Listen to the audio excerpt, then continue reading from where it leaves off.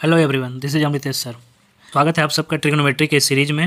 लोगों ने question number 7 तक डिस्कशन कर लिया था एक्सरसाइज 8.1 का, और सारे एग्जाम्पल को भी डिस्कस कर लिया है। आज हम लोग देखेंगे क्वेश्चन नंबर 8। तो चलिए देखते हैं क्वेश्चन नंबर 8।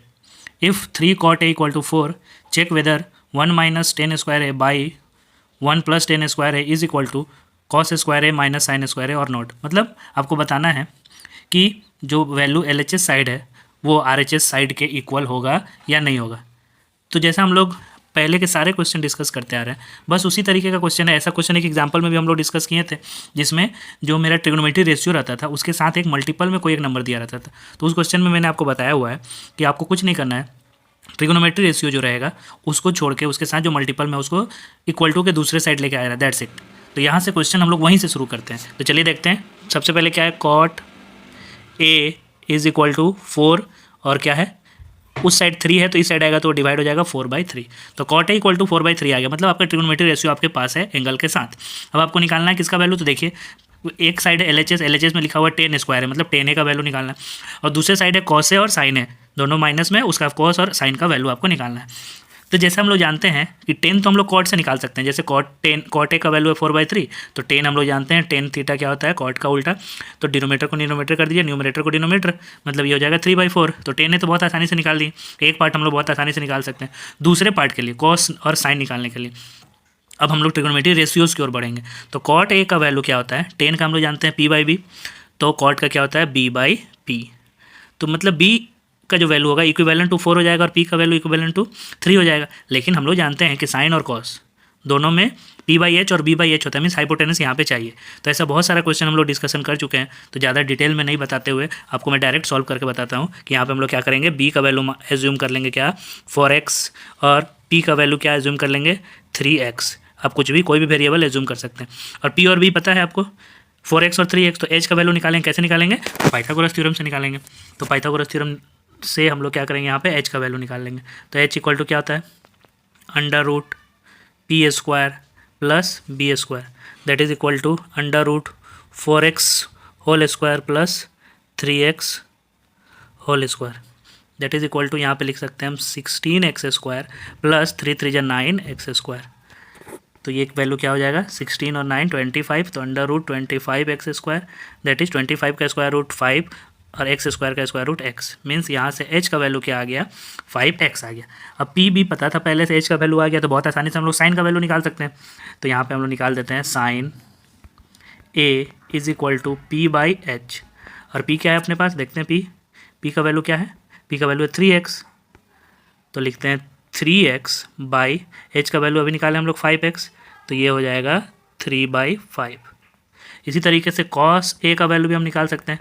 cos a होता है B/H, b क्या है अपने पास 4x, और h अभी हम लोग निकाले हैं 5x, that is equal to 4/5। अब सारा वैल्यू आपके सामने है, एक बार LHS लेना है, एक बार RHS लेना है, और वैल्यू को पुट कर देना है, दैट्स इट। तो देखते हैं क्या क्या वैल्यू है। तो सबसे पहला LHS साइड ले लेते हैं। LHS साइड क्या है अपना, तो लिखते हैं LHS left hand side. Left hand side क्या है, लेफ्ट हैंड साइड है 1 minus 10 square A by 1 plus 10 square A। चलिए अब इसका वैल्यू पुट कर देते हैं। 1 माइनस 10 A का वैल्यू कॉट का उल्टा, अभी हम लोग निकालें 3/4, तो ये हो जाएगा 3/4² बाई 1 प्लस 3/4²। अब इसको सॉल्व करेंगे तो हो जाएगा ये 4 का LCM 16, तो 16 माइनस 3 का स्क्वायर 9 बाई, फिर यहाँ हो जाएगा 16 LCM और 16 plus 9, 16 cancel 16, so 16 minus 9 7 by 16 minus 9, 16 plus 9 25। तो ये हो गया आपका LHS पार्ट। इसी तरीके से हम RHS पार्ट निकालते हैं और देखते हैं कि क्या दोनों इक्वल है। तो RHS पार्ट निकालते हैं, RHS। तो RHS part right hand side वाला क्या है, राइट हैंड साइड वाला है cos square A minus sine square A,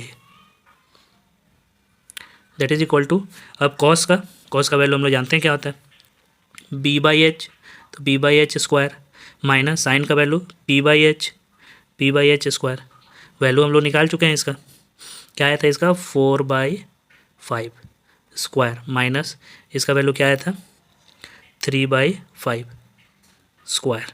solve कर देते हैं 16/25 माइनस 9/25। अब एलसीएम ले लेते हैं 25 तो हो जाएगा 16 minus 9 that is equal to 7/25। ये हो गया आपका RHS। तो हम लोग देखें यहाँ पे सॉल्व करके कि LHS और RHS दोनों क्या आ रहा था 7/25।